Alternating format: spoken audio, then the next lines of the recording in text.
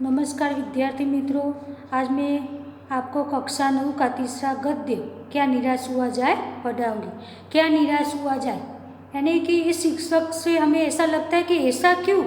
तो इस गद्य में लेखक कहते हैं कि आज कल जब हम समाचार पत्र देखते हैं तो उसमें हमें सब ऐसी खबरें देखने को मिलती है, पढ़ने को मिलती है कि वहाँ पर चोरी हुई, तस्करी हुई, डकैती हुई, इस व्यक्ति ने रिश्वत लेते हुए वो पकड़ा गया। तो ऐसी खबरें सुनकर हमारे मन में ऐसा विचार आता है कि सब ऐसे ही लोग होंगे जो कोई ईमानदार नहीं होगा इस देश में। जो हमारे मनीषी यानी कि गांधी जी, रविंद्रनाथ टैगोर जैसे कई विद्वानों ने हमारे देश की जो कल्पना की थी वो आज नहीं दिखाई देंगे। लेकिन ऐसा नहीं है। आज हम देखते हैं कि जो कोई ऊंचे पद पर हो, चाहे वो ईमानदार हो, फिर भी लोग उसको शंका की नज़र से ही देखते हैं कि ये जो अधिकारी है वो ईमानदार नहीं होगा। लेकिन ऐसा नहीं होता, सब एक जैसे नहीं होते। आज भी कई लोग ऐसे होते हैं जो ईमानदार होते हैं, आज भी उनमें मानवीय मूल्य देखने को मिलते हैं। तो लेखक कहते हैं इस गद्य के जरिए कि हमें अपने मन में ऐसा नहीं सोच लेना चाहिए कि आजकल कोई ईमानदार नहीं है। ऐसे ही जो कहीं भी हमारे साथ ऐसा हुआ हो, अगर हमारे साथ कुछ गलत हुआ तो उसको हमें भूल जाना चाहिए, और जो हमारे साथ जो अच्छा हुआ उसको याद करके अगर हम जिएंगे तो इस दुनिया में हमको सब अच्छे लगेंगे। तो इस गद्य में ऐसे दो प्रसंग लेखक ने दिए हैं, जैसे उनके मन में ऐसा लगता है कि सब जगह ऐसे ईमानदार लोग नहीं होते, लेकिन कई कई जगह पर ऐसे ईमानदार लोग भी होते हैं। तो इस दो प्रसंग की बात इस गद्य में की गई। तो इसके जो लेखक है हजारी प्रसाद द्विवेदी। उनका जन्म 1907 और निधन 1979 को हुआ था। आचार्य हजारी प्रसाद द्विवेदी का जन्म बलिया उत्तर प्रदेश जिले के दुबे का सपरा नामक गांव में हुआ था। पारिवारिक परंपरा अनुसार संस्कृत का अध्ययन शुरू करके उन्होंने हिंदू काशी विश्वविद्यालय से ज्योतिषाचार्य की परीक्षा उत्तीर्ण की।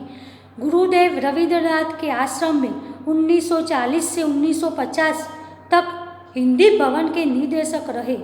तत्पश्चात काशी हिंदू विश्वविद्यालय, वाराणसी एवं पंजाब विश्वविद्यालय चंडीगढ़ में हिंदी विभाग के प्रोफेसर तथा अध्यक्ष पद पर कार्य किया। भारत सरकार ने उन्हें पद्म भूषण की उपाधि से सम्मानित किया गया। तो ये पॉइंट नोट कीजिएगा कि पद्म कौन सी उपाधि दी भारत सरकार ने, तो पद्म भूषण की उपाधि हजारी प्रसाद द्विवेदी को दी गई।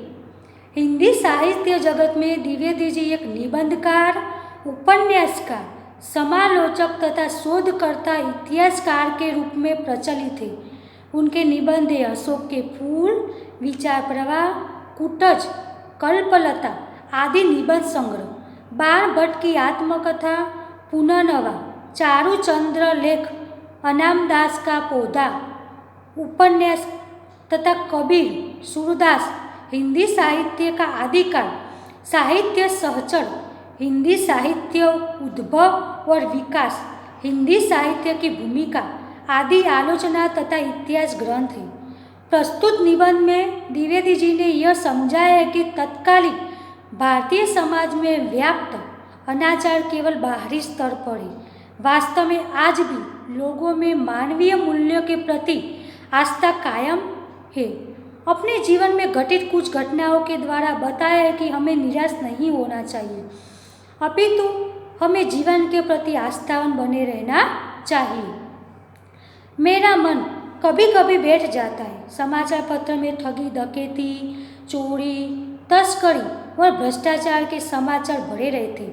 आरोप प्रत्यारोप का कुछ ऐसा वातावरण बन गया है कि लगता है देश में कोई ईमानदार आदमी नहीं रह गया। हर व्यक्ति संदेह की दृष्टि से देखा जा रहा है। जो जितने ऊंचे पद है उनमें उतने ही अधिक दोष दिखाए जाते हैं।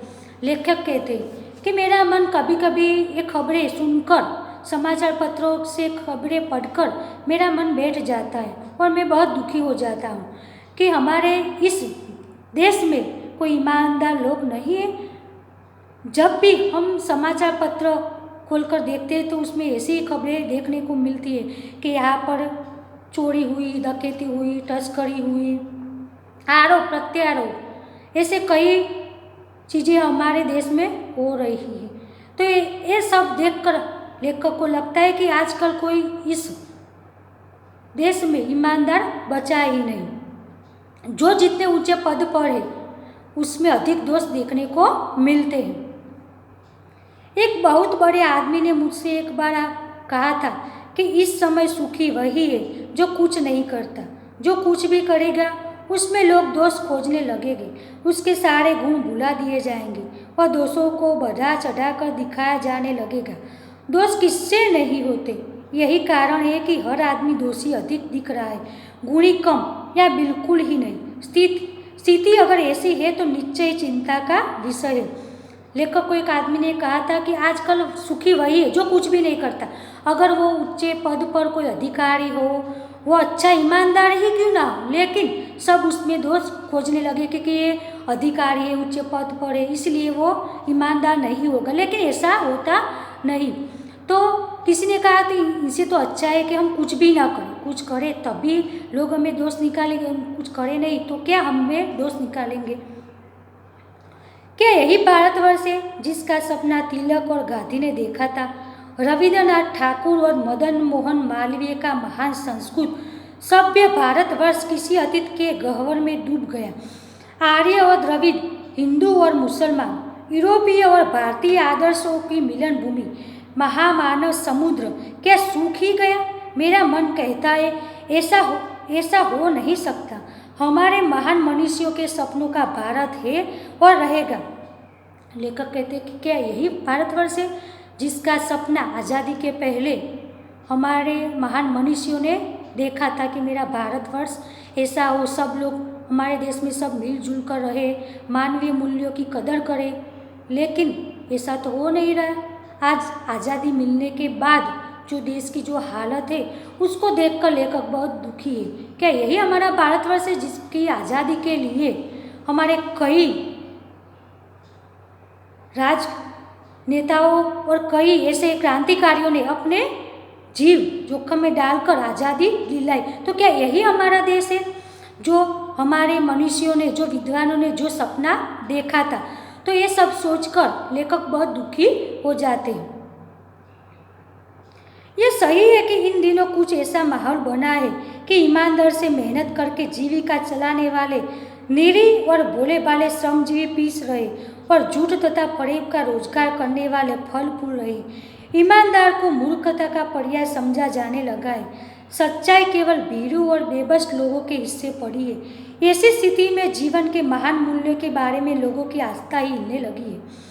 ये सही है कि आजकल का माहौल ऐसा हो रहा है, जो ईमानदारी से अपना काम करते उसको सब लोग मूर्ख कहते कि वहाँ बहुत बड़ा मूर्ख है, इतने ऊंचे पद पर है फिर भी कुछ लाच रिश्वत लेता नहीं तो वो बहुत मूर्ख है, ऐसा उसके बारे में सोचा जाता है। लेकिन ऐसा नहीं है। जो अच्छे और ईमानदार होते हैं वो ईमानदारी रहते। लेकिन आजकल हम देखने को मिलता है कि जो लोग मेहनत मजदूरी करते हैं वो बहुत पिसाते हैं और उसको बहुत दुख हो रहा होता है।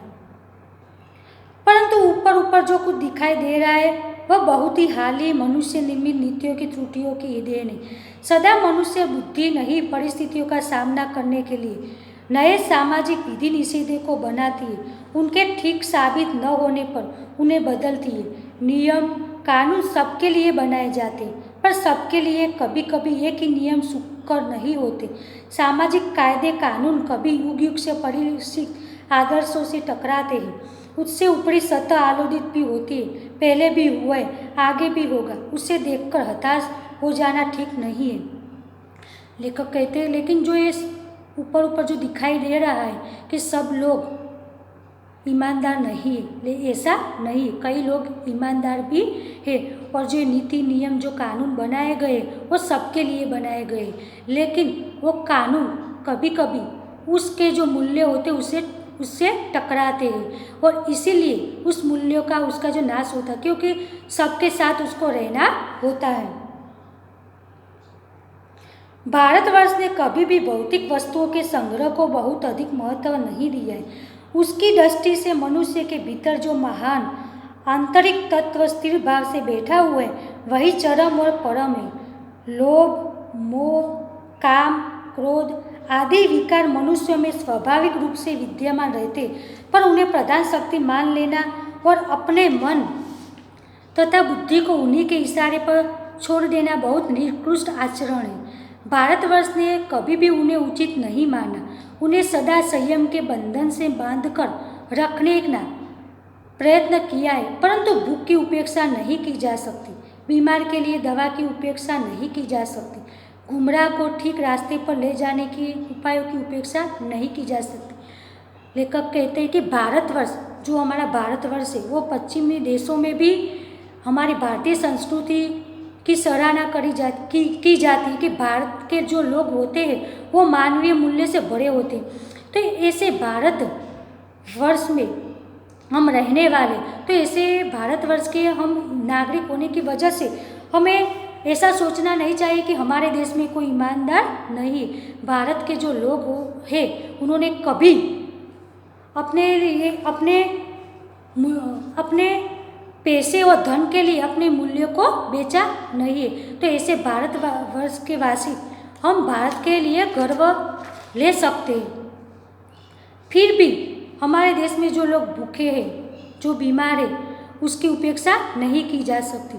तो इस गद्य में हमें भारतीय मूल्यों के बारे में पता चलता है